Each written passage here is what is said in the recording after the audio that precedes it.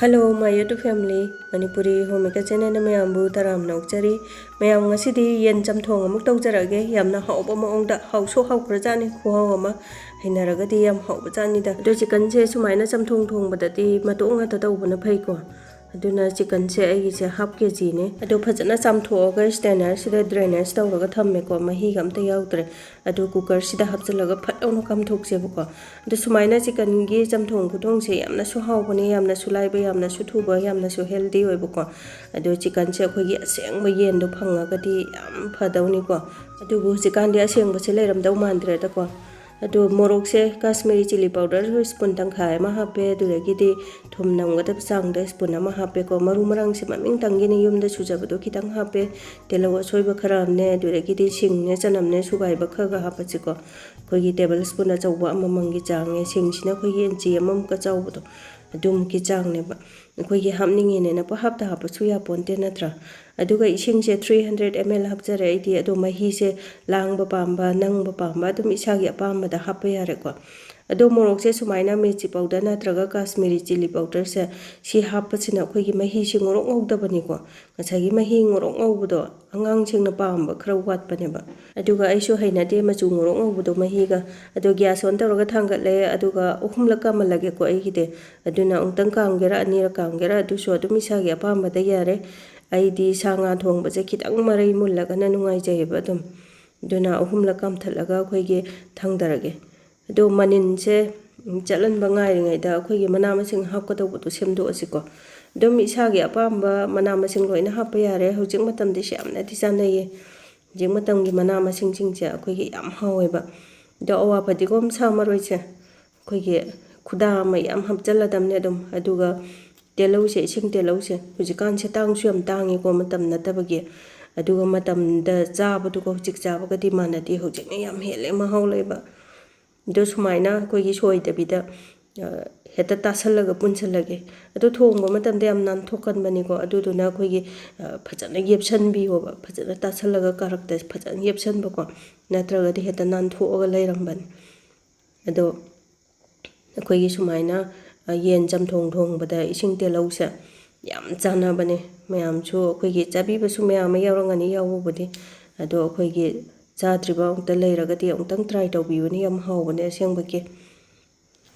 do mathang sumaina loina punjalage ko te lausa adum mana masing asang ba hai basidi loina adum hakjang da to ki mati kanara banga tani aduna hamning ba loina hapa yare aduga sigi na pa ke be si chu yam hawe ko chicken chamthong de yam chana bane ma se aduga tin yam chagan mani ko marak te tin yaw bra na phajana yengbiyo aduga khamena khabi se si su mayai de kitang khai ge ko gi marak te tin jar su ure ko aduga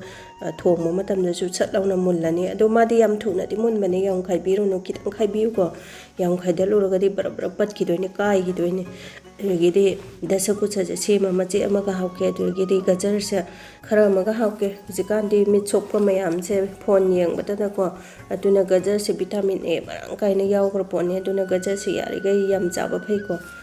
ado mana masing je do mi sagi apa loina ha pa yare ko gi khamen akhabi sidi ai gi ipuro gi husband gi ma gi favorite ne mai saru ne happy se tai di kanam pam de ado akoi gi kaino se squad da sa kucha khitang pikna soige ko aduna loina ready da lairabani na je ngasai manin chapasu loire chicken do duna hangdu og yenga si ko do masaka di yam phajare mahi ga se ngorok ngawdre ko amta aduna khoi gi local gi yung gi morok hapagi mahutta mirchi powder ni khangde adugi di Kashmiri chili powder ni khangde ama hapiyo adu Kashmiri chili powder ne yamna di heli ko mahaulaiba ado chana mapu mahung khakne khoi gi telo masung ani khakne adu gi ngasai gi punjanba ising telo do adu ne loi hapjale ko aduga si sina dasa kucha do ne dagi carrot si chumun na ba mayai da khai do ko aduga awa phadi onga jama ta soira ro sumaina heta khuba me heta hapjalage chang na hapa si chu yam hawe dam chaba matamda aduga khamena khaba ji su sumaina heta khinjalage ko aduga gunmari sabdo black pepper to spoon phaba taba maga hapage ado ngasai gi chicken ka amadu da tangkhai ma hapa loirakpai da tangkhai ma hapa thuna di am hen mani ko manam nungsiba ai do kau thokraba ngasai chicken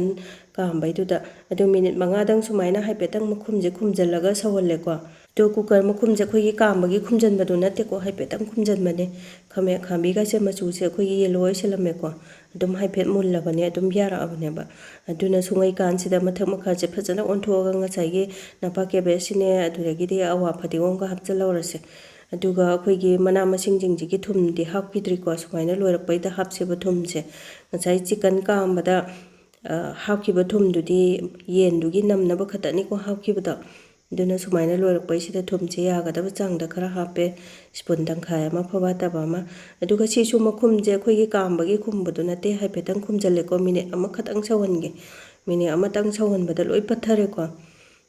अदुना अखोइगी यामना का हेना सवल्लसु पत्थहलसु हाउतबनिको हक्चांगदसु कैसु फपोन्तेदनको अखोइगी over cook तौरगा अदुना half boil तौना सुमाइना तौबसे यम हाउबनेबा मना मसिंगजिंगजे हक्चांगदसु फबा दो मथक मखा अंगतंग हाइफेटंग ओंथोके दो खमे सिनबा खरा अदुम हापसु याइको खमे सिनबगा अदुम लोइना अदुम इसा इसागी अपांबा लोइना हापा याइदा अदो दसकुचसे सिनेबा ख्वाइदगी मुंगन दिरुसे अदो minute 5 सुमाइना पिकना सोइरदि याम थुना अदुम मुनबनिको याम फजना मुल्लेको अदुम दसकुचदो अदुना गैस ऑफ तौरगा लोइसलगे अदुगा अखोइगे कइनो तौरगे बॉल अचौबा अमदा हापथजरगे अदो मयामसु अदुम सुमाइना यामना हाउना लोइना थोंबिरंगनी चाबिरंगनीको अदो अहाउबा यामना हाउबसिदगी हेना हाउबा खुथोंग अमा लेरगदि कमेन्ट थंबिरमो मथंगदा आइसु ट्राई तौजगेबा अखोइगी अखंग अखंग नॉलेज से शेयर तौमिनासे दो महीगसे याम फजरेको मोरोक ngौबसे सुपाम पामदबा आइना अखोइगी चाबदा सुंग कइनोम तौवेबा पीसका जिंग मोरोक ngौबदोको दो खमे सिनबगा हापमदि अमु हेना ngang तौचाने अदो आइगी नुंसिरो व्यूअर्ससिंगना वीडियो से खितंग कानाबा नुंगाइबा फाउबिरगदि सब्सक्राइब तौबिद्रिबसिंगना सब्सक्राइब तौसनबिरमो अदुगा मोटिवेट पिबिबोइना लाइक कमेंट सु तौबिरमोको ngasigiди वीडियो से मतंगसिदा लोइसनजरगे बाय बाय।